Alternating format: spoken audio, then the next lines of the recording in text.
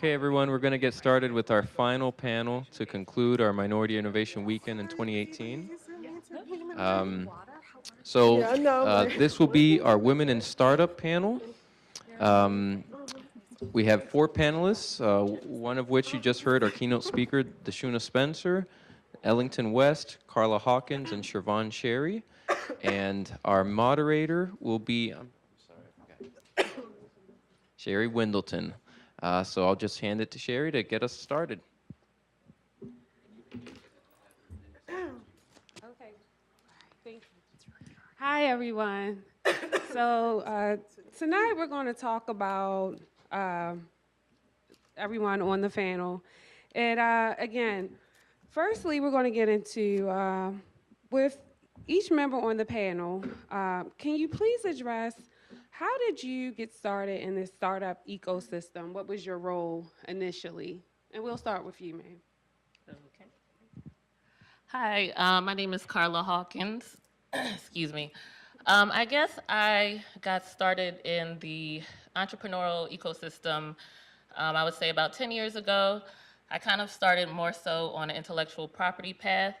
So my background is mostly in chemical engineering, but also in a patent and trademark type of background. So it was through it was through that. I see maybe some others back there, but it was through that. Through that is when I started to come into more contact with different entrepreneurs and just see how that side of starting a business is, I guess, the legal side or the intellectual property side.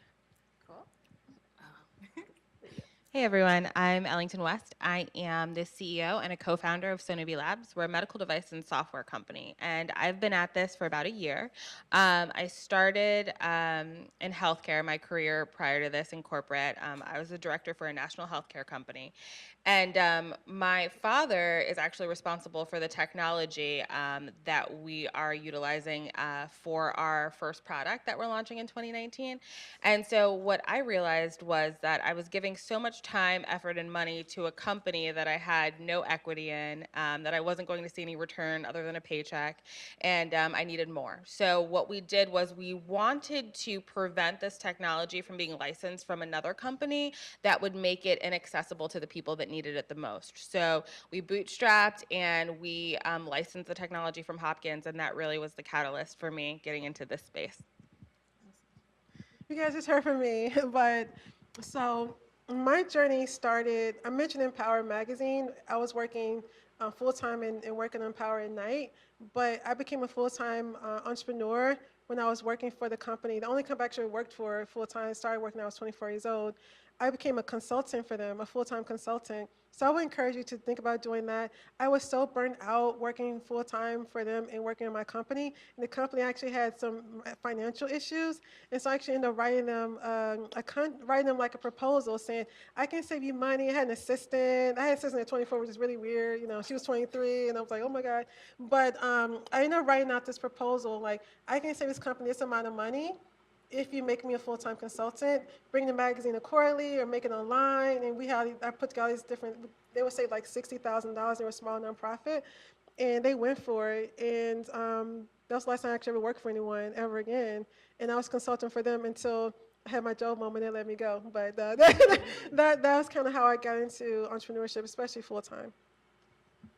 Hello, everyone. Siobhan Cherry, Director of Community and Partnerships at Spark Baltimore, a collaborative co-working space and tech hub for startups, entrepreneurs in Baltimore. So I've been in the Baltimore ecosystem for about 14 years. I was a defense contractor for 5 years, had to leave the gray cube world, and went into a private sector and worked for a small mobile agency here in Baltimore.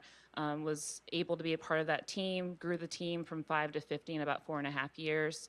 And along that journey, kind of grew to love being an advocate for startups and how do we grow the ecosystem here in Baltimore. Ran a health technology accelerator in Baltimore, and now for 3.5 years have been growing the ecosystem via resources programming and workspace here in Baltimore for startup companies. Excellent, great. So, ladies, now I want to talk about some of the challenges you face along your startup journey. Would anybody like to go first about some of the biggest challenges, setbacks you had to? Is that your hand, Deshaun? No, I was like, let me look. I spent an hour doing that, so I'll let someone else do that. Well, I guess some challenges. Our space in Baltimore has 132 companies. So for us, as a Black woman working within this industry, I want to see more women and people who look like me. So one way how we do that, so actually 44% of our membership is either a woman or a minority leading their tech space. And when people, or leading their venture startup in Baltimore. So when people see those numbers at Spark, they're like, wait, are you recruiting people? Like, what are you doing? And for us, it's just being genuine and actually knowing and understanding that there are companies and entrepreneurs and ventures out there that want to be and can be in your space. So the biggest challenge that I see is people not really taking individuals like me or our members or other startups seriously. I mean, we just heard that, coming from your story. And how do we, change that story? How do we support them? And we're trying to do that at Spark. I would say that I suffered from the imposter syndrome, where I was leaving, a $400 million company, and I was reporting directly to the CEO, Harvard grad, and I was leaving that, and I was now a CEO, and I felt completely inadequate. I would go to meetings, and I was entering the entrepreneur realm, but also the tech realm, and so that was very different for me. And I had to seek out mentors and people that looked like me. I had to speak and learn to speak the language of this new space that I was entering.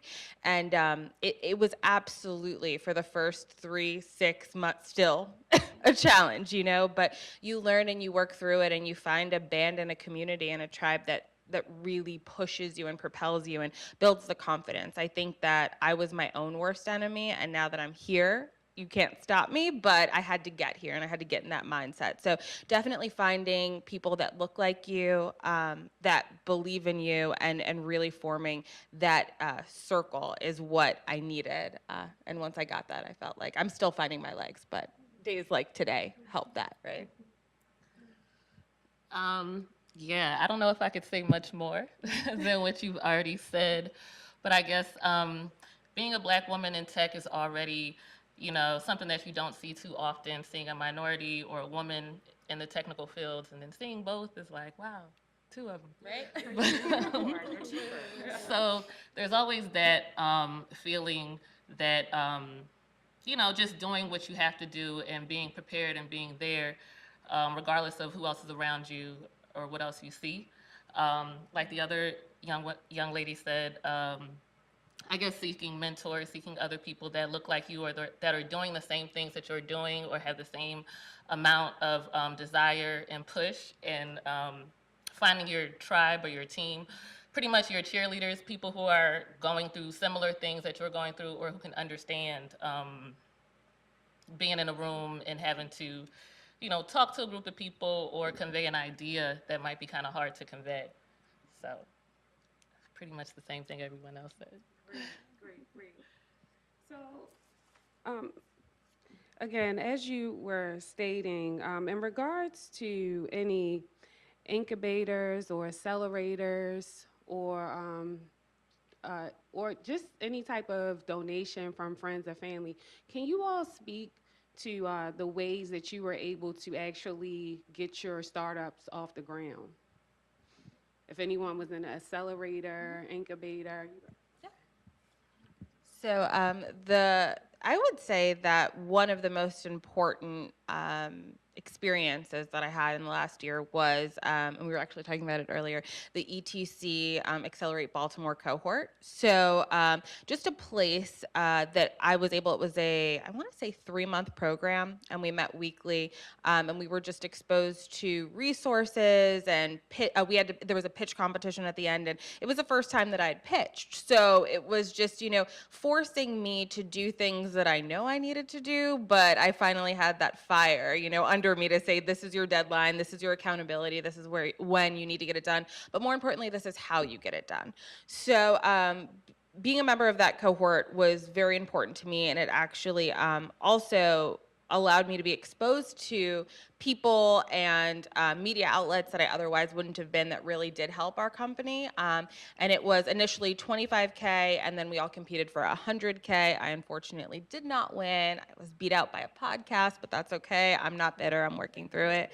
But also, right? But also things like Kyle was here yesterday. I don't know if you all are familiar with him. He has the Startup Nest, which is in Pigtown, also a great resource. Things like Backstage Capital, which is a VC fund dedicated strictly to women, people of color, in the LGBT community, and run by a Black woman, because as you had stated earlier, the percentage of women that receive funding, but all just people of color in general, it's less than 10% of VC money. So finding, and they're out there, funds and accelerators that have a shared interest of our success is really key and critical. One other thing, I know I'm rambling, but my office is located inside of the Harbor Innovation Center, and it's an important position and a strategic placement of my company, because every day I have unsolicited advisors popping in and challenging my ideas or helping me find other resources. So I would say that just in the beginning, it's about positioning and being strategic about it. How many of you have heard of F6S before? Has anyone, you guys heard of it? Okay, some of you. So if you're looking for any type of incubators, accelerators, pitch competitions, F6 is literally the letter F, the number 6, and S, just 3 numerals.com. That's where I found a lot of my pitch competitions and a lot of other programming. My first pitch competition I won, which was Harvard, well, besides the $20,000, I won that one because I was a part of another accelerator. And once you do one accelerator, typically you get connected with other people. I'm a part of different like Slack channels and WhatsApp like spaces where people are like, hey, you know, there's this pitch competition, like the Harvard pitch one. It was for African business owners. I am African American, but I'm not African. But we have African content, and so like it's good enough. And I won that one. I was the only American person actually pitched. So I know, right? I was like, I'll probably win this. I'm not from, like, I wanted, I did my DNA, so I know where I'm kind of from now. But I'm like, I'm a mutt. I'm African, but I'm from everywhere. But I always go to F6S. I'm sorry, guys. I just rambled about it. Sorry, my apologies. So go to F6S, and you will find anywhere in the world. And also, don't be afraid to travel outside of your comfort, like your city. So I was always afraid to leave the DC area to participate in accelerators because I'm married, and you know you want to stay married, right? But but if your spouse believes in you, it's okay to leave for a couple months and come back. So this year I lived in New York part-time. I was there from February up until July of this year, doing something called Matter VC. It's an accelerator for media companies. And I was there 4 days a week. I would take the train back home and be with my husband on the weekends. I did that every single week for 5 months. And so it was something I would not have done last year. But because I want my company to grow, and New York is the media capital of the world besides LA, I did that. So if you look at F6S, there are opportunities in London, opportunities in Abu Dhabi, right? Just don't be afraid to think outside the box and trying to go to places where the money is, because the money may always be in the DC area or Baltimore, and maybe somewhere else. You just have to go to where those opportunities are, even if it's temporary. Well, I'm not an entrepreneur, but I'm an advocate for and an ecosystem builder here in Baltimore. So I strive and try to use my experience of being in the trenches with the startup to make sure what can we do to make sure that resources are coming to Baltimore. When I ran Dream It Health, program manager was Health Tech Accelerator here in Baltimore, we ended up having a very scaled down demo day because we knew VCs were not flying in to Baltimore for a day to view our demo day. So we went to them. And I initiated that. We went to New York, Boston, and LA, basically 3 different cities in 3 different days, 3 to 4 different days. But we want to make sure that even though they weren't going to come to Baltimore, we were going to them to saying what you just said. Yeah, if you need to step out of Baltimore, step out of your comfort zone, you just have to do it. You got to do what you got to do to make sure everything runs smoothly.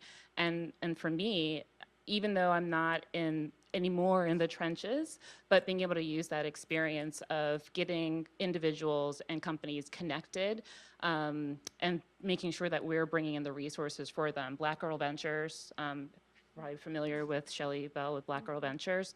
She's coming back to Baltimore this spring in 2019, making sure that people know that she's going to be here, that her organization's going to be here. I Fund Women launched their Baltimore chapter last winter. Not a lot of people even know what I Fund Women is. It's a crowdfunding platform exclusive for women entrepreneur and startup ventures. So we want to make sure that we're bringing those resources back to Baltimore and make people aware of them. Okay, great. So, ladies, everyone has referenced up to this point, the idea of if you're going to an accelerator, the time commitments that you have to put into your companies. You referenced traveling. I'm wondering, how do you keep it balanced? How do you keep life and work balanced? Can you all share your tips on how do you cope? How do you keep things in balance? FaceTime. No. No, it's just making sure that you have that support, that village, that support behind you that understands. My husband is a defense contractor. He knows that we're launching Spark in Kansas City, Missouri, and Louisville, Kentucky later this year. He knows that as we're going to be launching and working with those ecosystems, I'm going to be gone for a couple of months or a couple of weeks at a time. And you got to make sure that you have that support, that foundation, those people behind you that are really going to allow you to strive and grow and not hold you back. I know that's tough. Maybe you got to let some people go in your life. But, just making sure that you have that support behind you. There is no true balance. I was waiting for the answer. I mean, if you think that you're going to have the work-life balance, have it all, it doesn't exist. Either you're going to, there's only, for me, I make sure I pay attention to my husband, and I make sure I pay attention to my company. If I had a child, I'll probably make sure, those three things. Everything else is by the wayside. I don't hang out with my friends that often. I have Mimosa Fest once every quarter with a friend. We drink a bunch of mimosas on a Sunday, and we vent about our companies. And that's my way of venting. But it's not all the time. It's every blue moon. We have a company, there is no such thing as balance until your company gets to a place in which you feel more comfortable. It's like you're a child, you have a newborn. You have a newborn, you're with that baby all the time. You're making sure because the baby needs more attention than it would like a 3-year-old. And that's the reality of having a company. And I always tell people all the time, I spoke at this event, an Urban League event, so now your company's bigger. You probably work, a few hours a week now, and you have, you do this and do that, and traveling, probably having so much fun. You make your own schedule. And I'm like, no, my schedule is working 24/7. I work a lot. My husband, he works full time. He comes home from work. I put on my laptop for an hour, and I spend time with him, eat dinner with him. And then around 10 o'clock, he's watching Food Network or Chopped or something. I put my laptop from the side back on my lap. I'm working until about 3 a.m. He goes to bed at 11. Good night, Deshauna kisses me, and he's in bed by 11. I'm in bed around 2 or 3 most nights. That's the reality. And if most people don't think that or see that being a reality, then you won't have a successful, it's just hard. Sorry to make it seem depressing, but that's the reality. It's reality. Yeah, I can't agree more. It's that I had to surround myself, though, with people that were in this same headspace. That was key because, I've lost a lot of friends.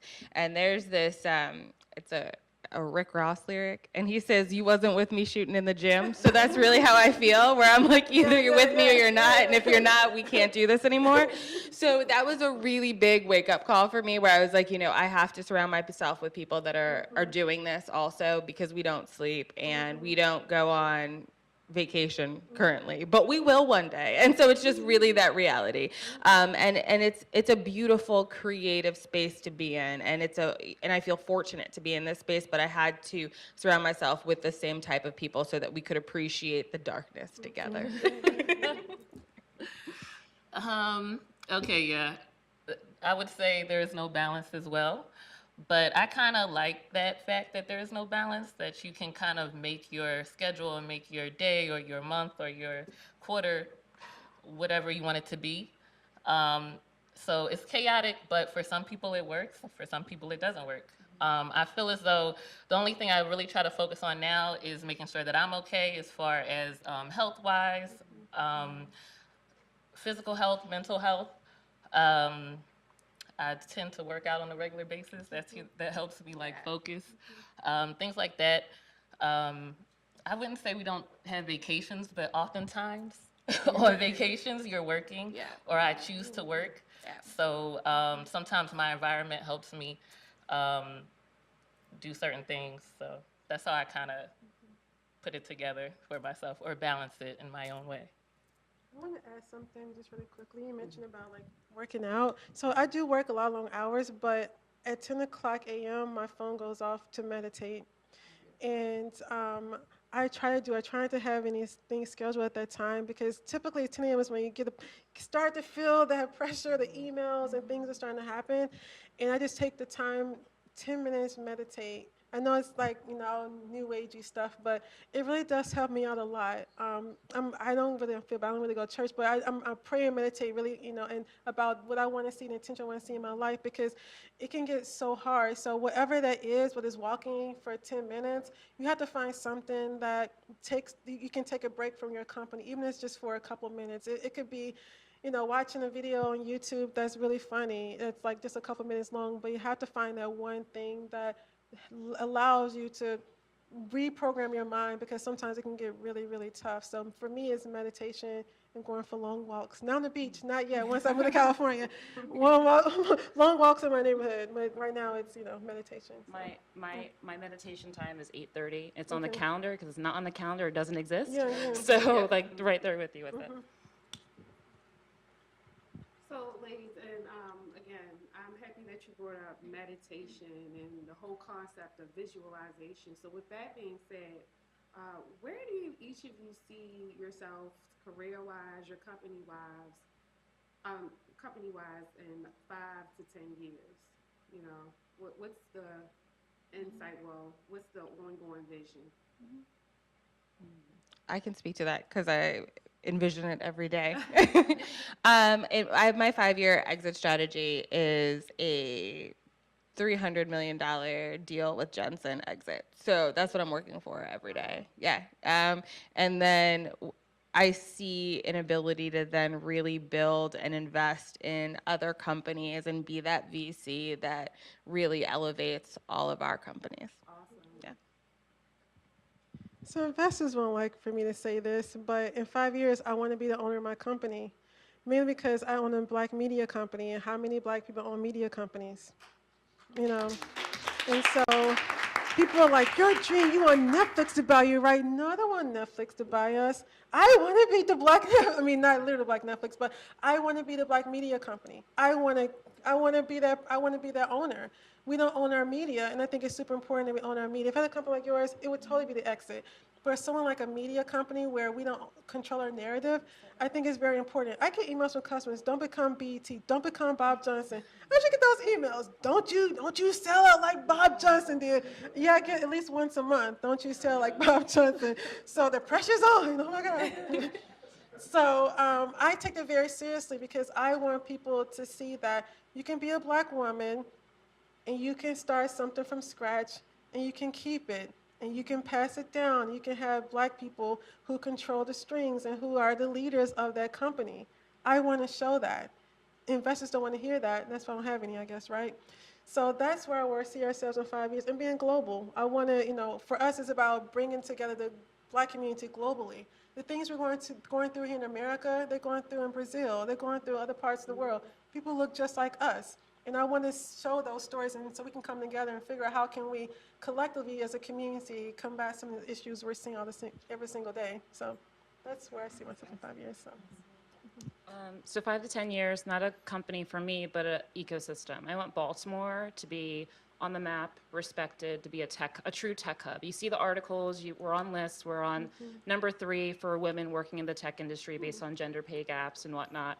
I want to be number 1, but also not just on a list on paper, but show me action, show me money. I want capital to come to Baltimore. I want companies to see the value in being an East Coast city and you're an hour away from Philly, 2 or 3 hours, 4 hours away from New York, DC, and you could grow your business, grow your team here, and have a venture. So it's not like my company as a baby, but it's an ecosystem hub, and hoping that Spark Baltimore, Startup Nest, TEDCO, ETC, all of those sort of hub areas that are in Baltimore now that can really actually join together and break out of silos, because we are a very siloed city in more ways than one, and really put Baltimore legitly on the map as being a tech ecosystem in the country. I guess I would say for myself, a more global business and just education as far as intellectual property is concerned. I feel as though patents, trademarks, intellectual property in general is a small niche in the tech fields, and so I see myself as more as a educator, and I would want that to just be on a more global basis, to have more creatives and more inventors become more aware of their own rights and just things that they should know going along the invention process or innovative process in general. All right, audience, it's your turn. Did you have any questions for the panel? Yes, ma'am. So, as you know, CEOs, have you ever once thought to not be the face and let someone else be the face so that you get, more money, or at least, things like that? And constantly met back and forth when I launched in the spring. Sports space as well, male sports. I'm like, I don't see that. You reacted. Oh, yeah. I would say be the face, own the face, because you will learn the messaging. You will, I mean, you already, if this is your company, you know it better than anyone else, right? So I would say that also, even behind the scenes of this, equity-wise, how is your company broken down? I mean, the checks that we discussed yesterday, all the boxes that should be filled, female-owned, minority-owned business, right? That's going to always take you to the next level when it comes to investment. There's so many opportunities for us that tapping into that minority-owned, female-owned business is key. And yeah, I think that we've all been at the table as Black women where we are overlooked. Someone asks, it was yesterday, a woman on the panel said that someone in her group had asked her, well, can you just take notes? And she was like, I'm not the secretary here, And I think that if nothing else, while it may be harder for us, it's that it's up to us to do it. And because we have to pave this pathway, and it's not easy, but then be the first, right? Because this is your opportunity to be that. And so strategically, I'm sure that someone could say from maybe the other side of the table, or the other side of the aisle rather, that you should not do it, but you absolutely should. And you'll find the people, and you'll surround yourself by those, and you'll be often, though, the fly, right? But at the end of the day, it's worth it. Just a minor thing to add to that. Of course, definitely should definitely be the face. But I think that if you have a male be the face, then the people who you want investing into your company may not be as authentic, right? Because they're investing into someone who's the face versus investing into you. And so if it may take longer, it takes longer, but you know for sure that the people who invest or give you or partner with you, or the case may be, they're doing it because they believe in you and believe in you as the CEO. They won't do that if you have someone else who's the face. And you want the people who believe in you to invest in you, and you won't get that unless you're the face of the company. I'd say use that when people underestimate you, and when they see you from just meeting you, and they use that underestimation as a power, as a tool, because they're going to show you who they really are at the end of the day. If they're coming to you and saying, oh, so are you the lowly person and you're number one on the poll, now that's not someone I want to do business with, potentially. But going back to what you said, your support group, people around you, they may not be on your team. You may not have that number two who's that cisgendered white male, whatever, on your team to be the front facing, but you have an advocate or a VC or a partner that can sort of be behind you and say, hey, like, we're part of that. They're part of your group there. I'm going to hijack it on the way back. One thing is also your company will be successful. So when you are successful, and let's say that you decided now not to be the face of it, what will that be ultimately? What story then will you be able to tell that your company is going public and you're not the face of it because you chose at this moment thinking, hey, maybe it's more strategic. No, the strategic route is to own it, to be it, because you want to ring that bell if you're an IPO, because it's your company and you're the face. So I say own that vision vision and lean into it. So cliche, lean in, but you know. But it's real, right?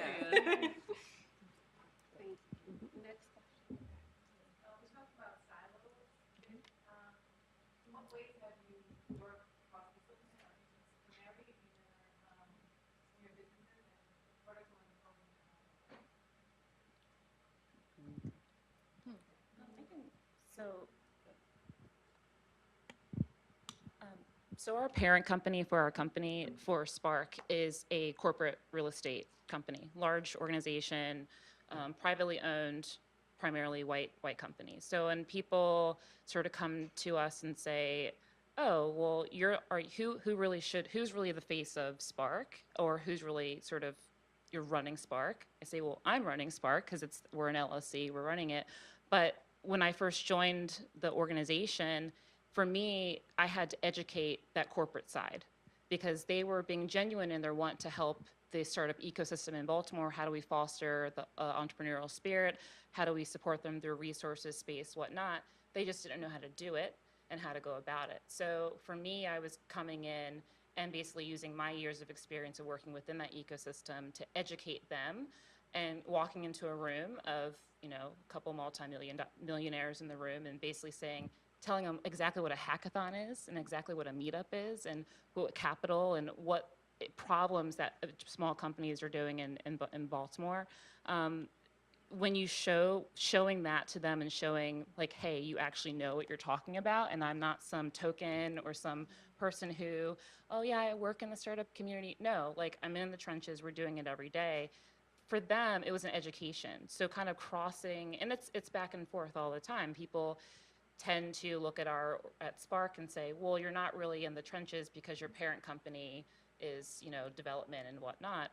But we're helping 132 companies launch their spaces here in Baltimore, providing them resources, providing them space. So I know I'm rambling, but basically what I'm trying to say is they're kind of working with those partnerships of public, private, bringing corporate and startups together. And I think more of that needs to happen. There tends to be this, like the silos in Baltimore, you stay in your place, there's lots of nonprofits and for-profits vying for the same money, but more of it needs to come together. So I sort of embrace that a corporate entity like our parent company decided to launch this initiative because it's showing to people outside of Baltimore that, large corporations, multi-global initiatives want to support this ecosystem here in Baltimore. So I'm really excited to be able to kind of launch that.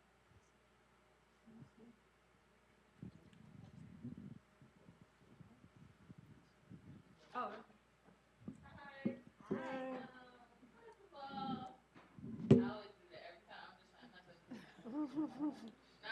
Y'all are great. Like, this is so awesome. I always do that every time. So I just want to say, I went to Baltimore Women in Tech. Awesome, amazing. That was my first time going, and it was just such a diverse group of women. I had no idea, or ever even been in a space where I was exposed to that network of people. It was awesome. I was wondering if anybody on the panel can speak to, I'm in my early stages of developing my company, and I'm kind of forced with a lot of decisions. Am I going to be the only founder? Am I going to bring on a co-founder? When it comes down to making decisions, how much of the decision-making process am I going to allow somebody else to influence? So can you all speak to those things? Because I feel like my vision is intact with some flaws, right? It's room for growth, room for error. But as I am in these positions where I need to start making these decisions now, how do you know where to draw the line and say, okay, these are decisions that I can make and I don't. Like, I'm not heavily dependent on other people shaping my company or my vision. Does that make sense? Mm-hmm. Well, just to give some context, Baltimore Women in Tech is I co-organized for that group, about 600 women in Baltimore working within the tech industry. Facebook group, sign up if you want to join. I don't have a co-founder. I was looking for one, but the person never came. So my suggestion, I have friends with who have co-founders. I would say, look at it as almost a marriage in a way. Like, you may go on the network, a site to look for a spouse. Like, usually finding co-founders that way typically not worked out for my friends. They found co-founders organically at networking events or in accelerators where maybe the one company didn't want the business, but they really like your idea and they want to jump on board with your vision. My suggestion to you, because there are so many decisions to make, we have a company, there's so many different things that has to be done, and like it's only 24 hours in a day. Focus on one thing at a time, right? Think about the big vision, but what needs to be done today? It may not be the co-founder today, but focus on, okay, today is about marketing. So I'm just gonna focus all my attention on marketing. And you may find that co-founder by doing a small Facebook post, and someone may contact you, via Messenger, and you may find your co-founder that way. But just don't worry about everything that has to happen, because even you have the best intention and best ideals, those ideals, it won't always happen the way you think it's going to happen. Your plan that you write out won't happen exactly where you wrote it out. And so if you focus so much on, would I make this decision? Would it be right? You're going to make some bad decisions. You're going to make some good decisions. Just be okay with that. But just focus on one thing at a time. It may not be the co-founder today. It could be just one thing. What do I need to get done by the end of the month to get to this next goal? And then everything will start to fall into place. That's how I do it. So for me, I am one of 6 co-founders, and we all have and offer a different skill set and expertise. But one thing that's important, I know that I can't do it by myself. There's just so much going on and so many things that I haven't done before. So I don't want to reinvent the wheel when I have, like, my CFO has had 2 successful exits, and I needed that because I am terrible at anything. Like, forget it. It's not going to happen. And so, for me, I had to build a strong team, because that's what I think a really powerful CEO does, is that they build a strong team. And for me, my team, all of our equity is vested, and we have annual reevaluations of the contract, the way that we're set up, the way it's going to work, because things do change. But for me, I know that as fast as we needed to ramp things up, that we needed a large team. But also that, again, back to that space of, it's hard to just, as an entrepreneur, being alone, right? So, and also in terms of accountability, it's important. So I think that you'll know when you need someone. It will be evident. Also, especially with your plan and your ideas, even if you're not including someone in your core team, making sure that you're talking to other people about your idea and your vision, so that you can vet it and you can know, am I running 100% in the right direction, or do I need to pivot somewhere? So even if you don't include them in your team, just making sure that you're surrounding yourself with a network that's influencing your decisions, I think, is key. I would definitely have to agree with you there. I don't have any co-founders that I work with myself, but I will definitely say that I definitely have a team that I go to. There are people that that I know have expertise in certain things, or have more experience in certain things, that can shed light on questions that I may have, or give me even more questions to think about. So even if you don't have a co-founder or someone that you work with, one person that you work with consistently, I would still definitely work on having a team or special go-to people for specific things. And I believe you had a question next. This is amazing. This interview is going on, and this whole thing is amazing. I work in, well, actually, no, Carla, I worked in the patent space for 10 years, and now I work with startups a lot. There's not a lot of black men, women, anybody in this space. And then I've 2 years I've been one, black woman experience in patents. I have 2 daughters. One wants to be a doctor, one wants to be an artist. What do I tell them? Like, when you go through this experience of transforming your idea into startup in a company and overcoming obstacles, what things do you learn that could be transferable to them? My daughter's 8 years old, and my middle daughter is 5 years old. What can we be teaching them now so that they can have the tools to be successful where you are today? Everyone doesn't get a trophy. Everyone doesn't get it. Like, we're so used to I've gotten really comfortable with losing. I think when you have children, you want them to think you can win. You of course you want them to win. You want them to do their best, but let them know that if they don't win, it doesn't mean that they're not a success, right? And I think that's one of the biggest things I've learned as entrepreneur. I used to beat myself up. I would apply to all these competitions initially, and I wasn't winning, and I was like, what am I doing wrong? I hear a lot of no's. And I think when you're trying to make your business grow, you think, well, maybe this means that this shouldn't be a company, or maybe this is some sign, but sometimes it's just not the right organization, not the right time. So when someone's young and they get a disappointment, it's hard sometimes for kids to pick themselves back up and try again because they're not used to hearing no, maybe from a mommy and dad, but like in a school setting. Like for instance, I knew someone, they studied medicine. Like you said, one daughter wants to be a doctor. She got her first C in college, and she quit medicine because she got one C. It just, it decimated. She was not used to getting C's. And you don't want someone to quit because they get their first C. You want them to say, you know, you got your first C, but that doesn't mean that you're not great. You'll do better next time. And I think that's probably the biggest lesson I've learned internally. It's like, okay, this happened, but it doesn't mean that you're not a success. You'll do better next time. And that's one of the things I've learned so far being an entrepreneur for sure. Go back and forth. I would say there's value in their voice. You know, they don't have to apologize for a genuine concept or thought, or you know, they don't have to when they're speaking up, or they shouldn't kind of hold back and, oh, maybe I shouldn't say that. And I think, unfortunately, young women, especially young brown black women, are sort of taught like, whoa, you're being a little too, you need to rein it back.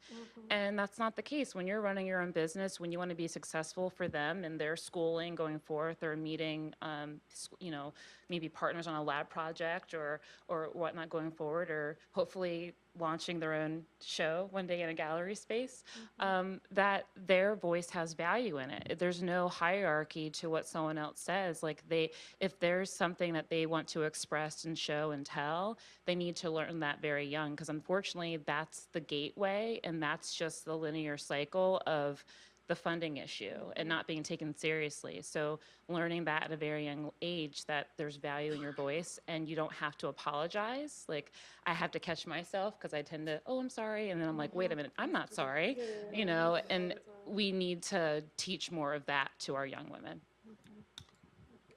Definitely. No, I would say resourcefulness, discipline, and trusting their creativity. So what I was fortunate enough what I'm fortunate enough currently to be a part of is Camp Invention. We have it all over the country. You guys should check it out for any young girls or young men, where really you are tapping into invention and the power of invention. And you guys, USPTO actually is a huge funder and advocate for it. So I would definitely check that out. And also just female leadership opportunities. So every opportunity that you get to put them in a place where they have a microphone in their hand, or they are, you know, being tasked and challenged with something that they've never done. Because what I realized when I got to undergrad was, you know, I hadn't done a presentation in front of, you know, a room this size before. And I didn't know if I was ready. So if I was in a group and, you know, Bill over here has done it 17 times at Calvert Hall, and I'm like, I don't know, I'm not going to volunteer. I'm not going to put myself in front of this audience. And I lost so many opportunities to do that. So I say just looking at both of your daughters and saying, you're going to be leading something. Someday I haven't defined it. It's up to you to define it, but I'm going to give you every skill. And that means leadership conferences. That means, you know, conversations. It means going out to dinner with your wife and all their friends and talking to, you know, the attorney at the table and saying, you lead the discussion. What did you do this week? You know, and really just building, I think confidence is key. Yeah, I definitely agree with all of those things. The only thing I guess I would add is discipline, like you said earlier, and I guess looking for the lesson in the loss. A lot of times you don't win, or you don't see the upfront win when you do things or you go through things. But a lot of times what I try to do is take a step back and see, okay, this isn't what I expected when I went into this, but what did I get out of it? How can I make it better? Like, how can I do this again and not have the same loss, you know? So just being okay with not receiving the outcome that you intend. Um, as well as, I would say for me, discipline started pretty early. I started with sports and athletics at a pretty young age, which kind of got me into um, a pattern structure, like for my day, for my week, for my month, which is something that kind of stayed with me my whole life, I guess. um, yeah, and then one last thing I would say, being okay in spaces where you don't see people that look like you. That's one thing that I guess we don't really get to see or hear about that often, but we're often put in a place where, you know, you are the only woman or you are the only minority there. So just being okay with that and still being confident in that and still being able to get things done um, in that. And just to add to that, like as a parent, keeping your ear to the ground of opportunities and things, it's tough because especially for nonprofit organizations or organizations that don't have a lot of resources, they don't have a lot of money to market and showcase. But like for example, when I was in high school, I applied for a summer camp to do it was a summer camp for CAD drawings, learning CAD design, basically doing 3D modeling of military equipment at Aberdeen Proving Ground. I went to my interview to apply for the summer program in junior year of high school, day of prom, had my hair done, getting ready for whatnot, and these two Northrop Grumman, people looking at me like, "Do you really want to apply for this program?" Yes, I do. I want to apply for this program, and just telling your young ladies like, hey, there are opportunities out there. Don't be afraid to. If you don't feel like you fit in, if you're the only one that looks like you in the room, so what? That's just life, right? But for you as a parent, being vigilant and to find resources and programming and things like that of what's happening in the area. Last year, Envision Lead Grow is an organization for middle school age young girls it's basically an entrepreneurship boot camp for a week. Spark, we hosted about 50 6th to 8th graders. It was a week of young ladies, and basically they created their ventures. They made business plans, marketing plans, the financial plans, gave their pitches at Morgan State University, and that all happened in a week. And just kind of see the growth of those young ladies throughout that time period it was only a week. And what could we do more? So I would say, as you as a parent, being more aware of things that are happening in Baltimore and keeping an ear to the ground of opportunities and encouraging those young ladies to engage in that.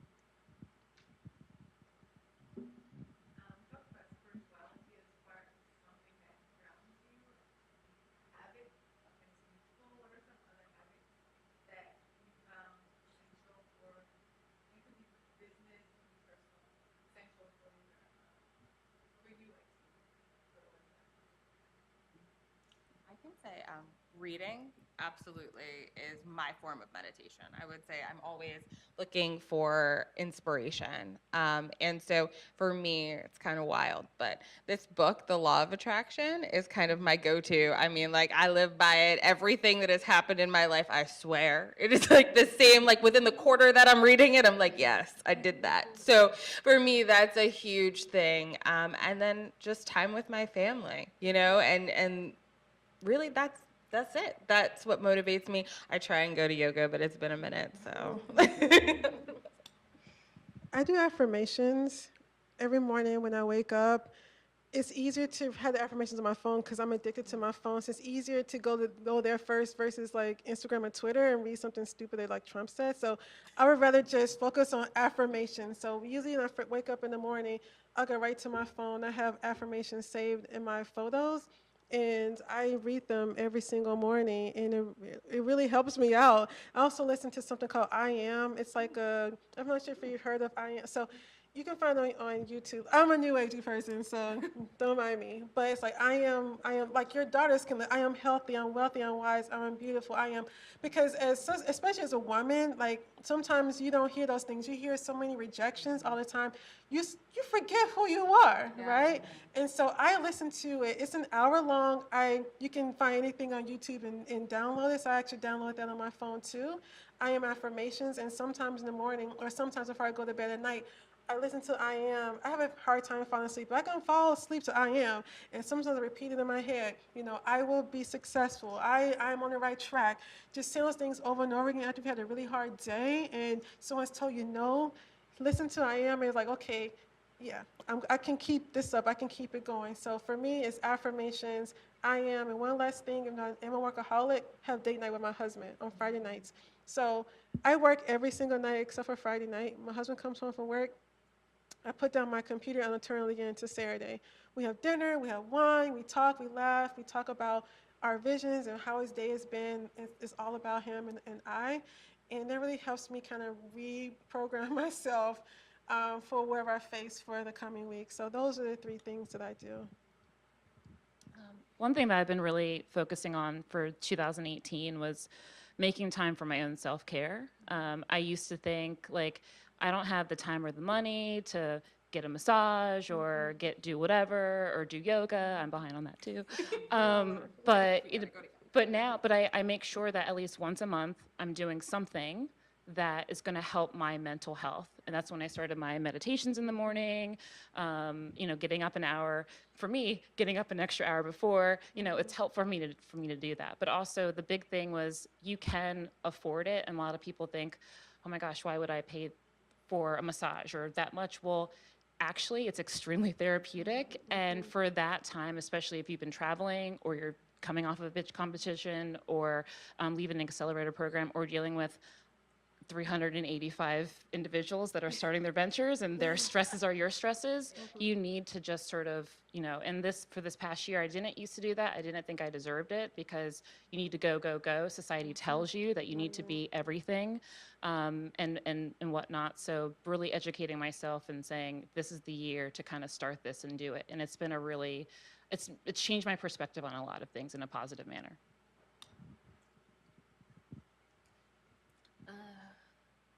Okay.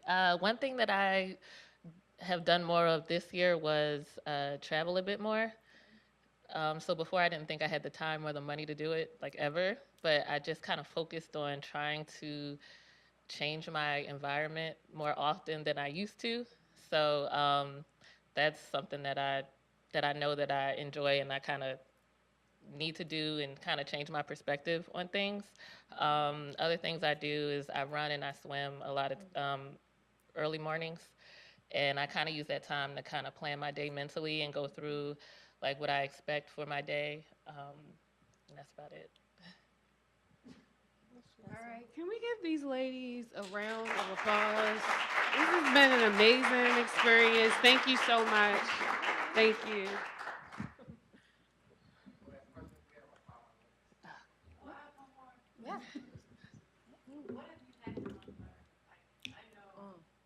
Unlearn? You're a journalist? Yeah. Oh, okay. That I'm not qualified to be in this space. Hands down. It took a lot out of me it's just that imposter syndrome, right? It's the realest thing for me was just unlearning what society had made me believe as a woman of color. So I would say mainly that, still working through it, but that's it, yeah.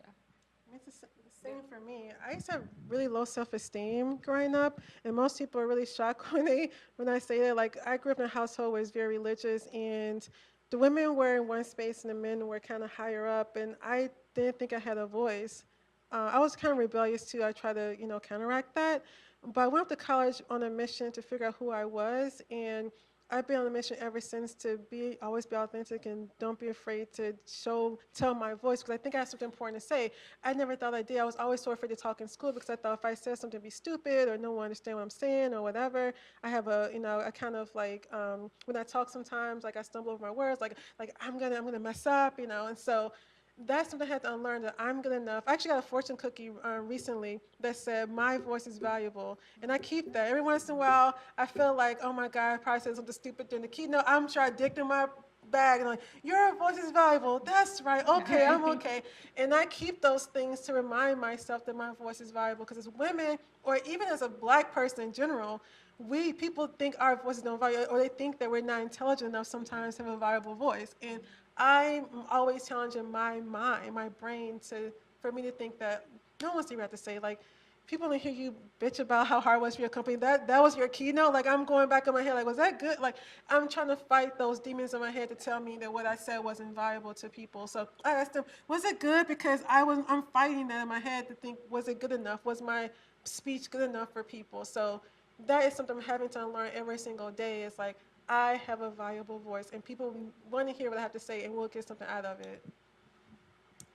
I guess one thing to unlearn, or I guess some kind of that I learned, Mm-hmm. there's a difference in being at the table and having a voice at the table.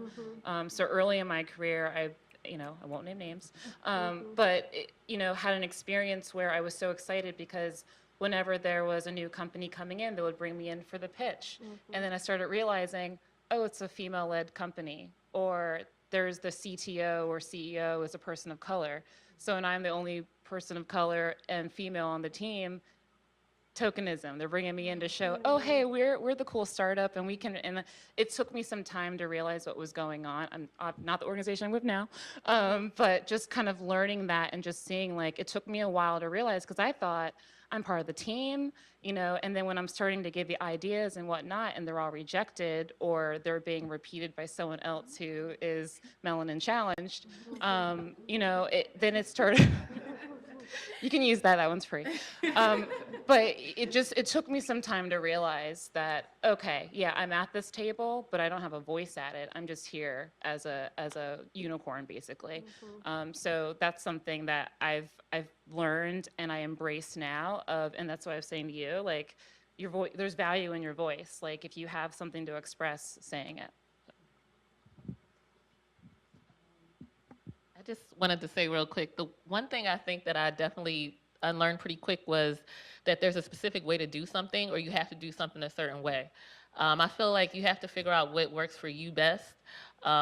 You're the only you that's out there, so what's going to work for you is probably going to be different than most other people or everybody else. So I guess when you get into certain spaces, you see how people have done things for the past however many years and what people expect, but don't feel pressure that you have to do that, or you have to look a certain way or do things a certain way. You can do anything that you want to do at your own pace, the way that you want to do it, and you can look any way doing it. So that's something I had to unlearn pretty quick. I have one other unlearn, was saying yes. I would say yes to everything. Yes, I want to do this. Yes, I want to be there. And someone once said to me, when you have a plan is when you'll really start saying no, because you can prioritize accordingly, and that every opportunity won't serve you, and that you have to be very strategic about your time, what you accept, and what you're willing to do. So.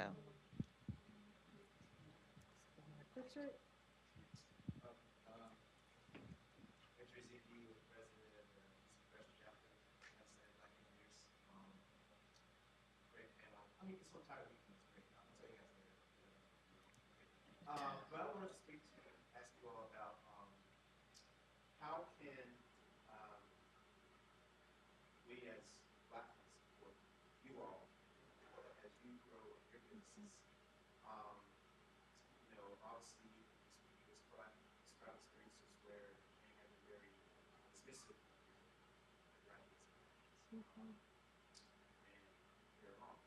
But at the same time, we as men can also want to support those men now, especially as a brother, we want to also support you.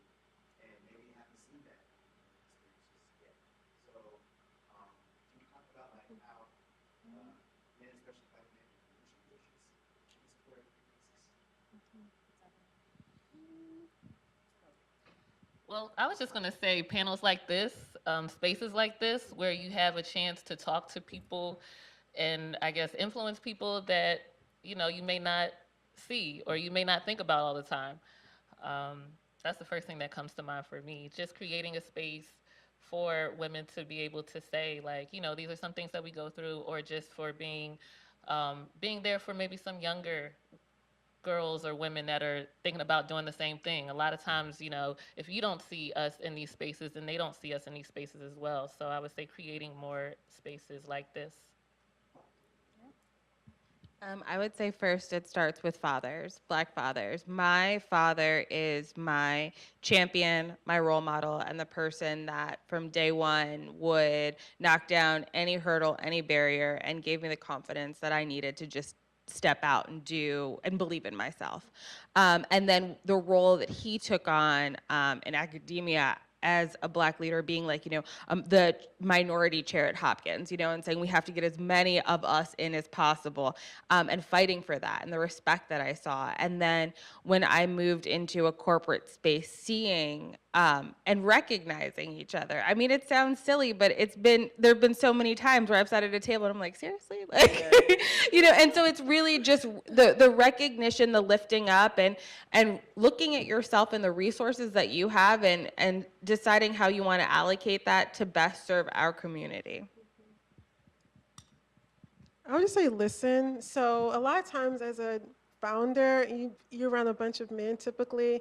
Everyone has an opinion, but men, y'all have a lot of opinions about how we should run our company. And I remember I was at this event on Monday, and I was telling them, some of my traction, like, you should do this, you should do that. And these two guys were going on, really kind of like changing my company right before my eyes. And I was trying, but, like I could barely, like we say, like I could barely get anything out because they were so into them, like how my company should be ran. And I'm like, listen to me, listen to my ideas too. Like, I'm telling you what I'm doing.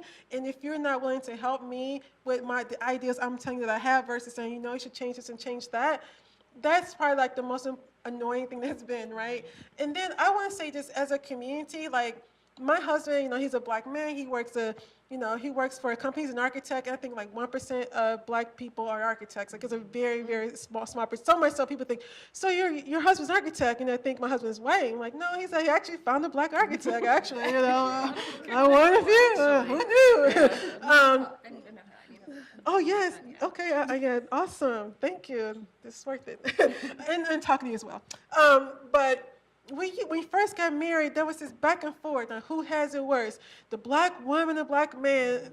It's just bad for us as a people, right? And we should stop trying to compare who has it worse. We should just come together as collectively and try to, make change in our community. So that's the main thing. I feel like when I'm the only Black female streaming founder that I know of, they're typically Black men.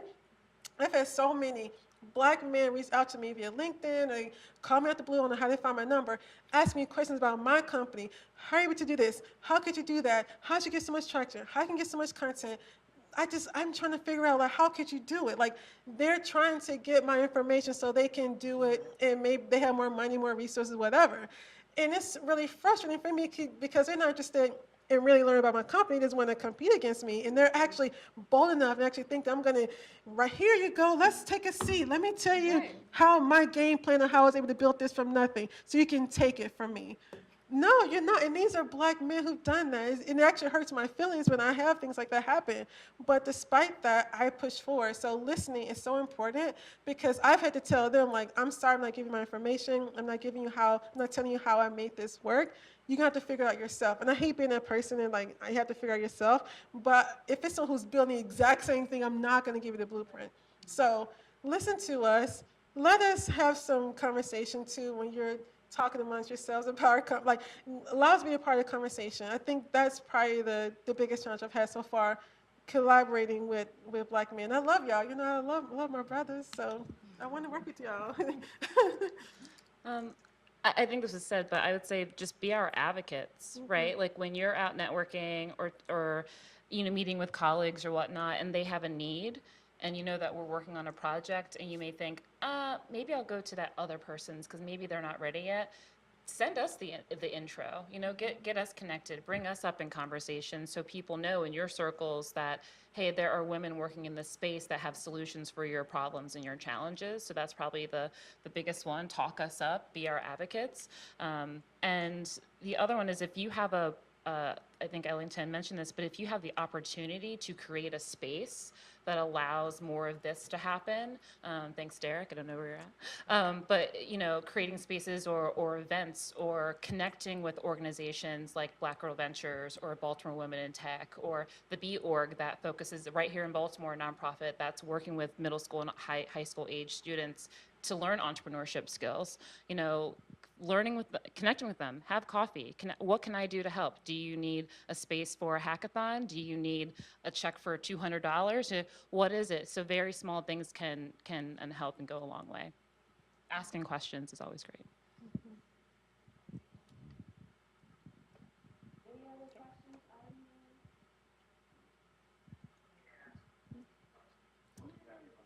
Oh, What time is it? 7 minutes to go. Oh, we ain't gonna do that for sure then. Right. Well, this is really great.